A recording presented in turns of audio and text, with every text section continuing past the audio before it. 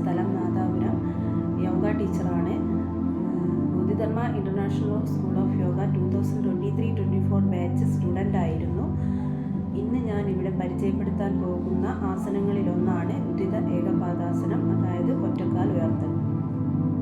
ഈ ആസനം ചെയ്യുന്നതിലൂടെ നമ്മുടെ കാൽപാദങ്ങളിൽ അടിഞ്ഞുകൂടിയ അശുദ്ധ രക്തത്തെ ശുദ്ധീകരിച്ച് ശരീരത്തിൻ്റെ എല്ലാ ഭാഗങ്ങളിലേക്കും എത്തിക്കാൻ സഹായിക്കുന്നു. വെരിക്കോസ് വെയിൻ വരാതിരിക്കാനും വന്നത് മാറാനും ഈ ആസനം ചെയ്യുന്നതിലൂടെ നമ്മെ സഹായിക്കുന്നു.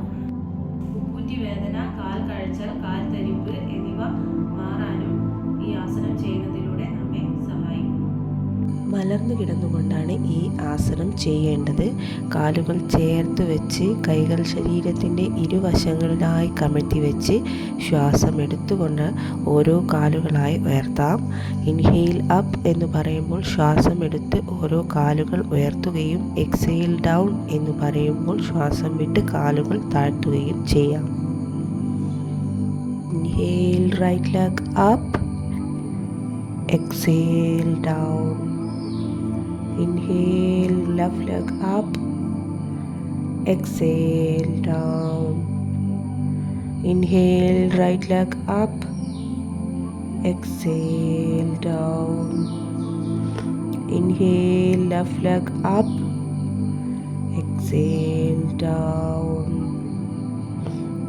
Inhale right leg up. സാധാരണ ശ്വാസം എടുക്കുകയും വിടുകയും ചെയ്യാം.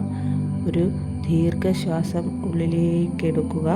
ശ്വാസം വിട്ടുകൊണ്ട് വളരെ സാവധാനം കാൽ താഴ്ത്തി കൊണ്ടുവരിക.